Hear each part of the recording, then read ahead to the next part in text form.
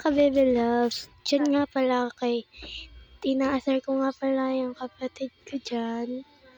At ayan, tatalunan ko ka. Welcome to my vlog for today's.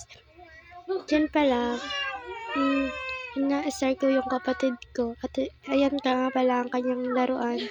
Inaasar ko nga pala siya dyan. Pasensya na kayo kung ganyan kami magkapatid araw-araw. Tawang-tawa nga ako pala ako dyan. Kasi napunta yung kapatid ko sa sahig.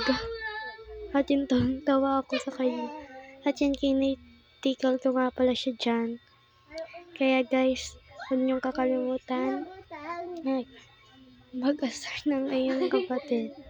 Huwag niyo nga palang kalimutan na ang ating kapatid, sila ang nagpapasaya sa atin. And that's all. Thank you for watching.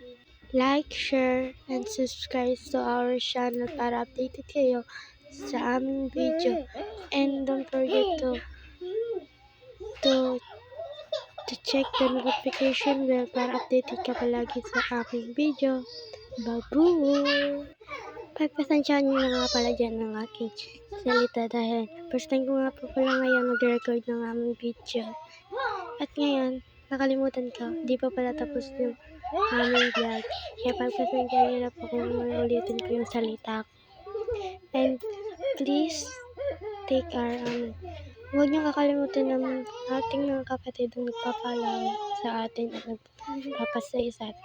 Tawang-tawa nga pala ako dyan dahil yung kapatid ko, ako kukunin yung cellphone ko.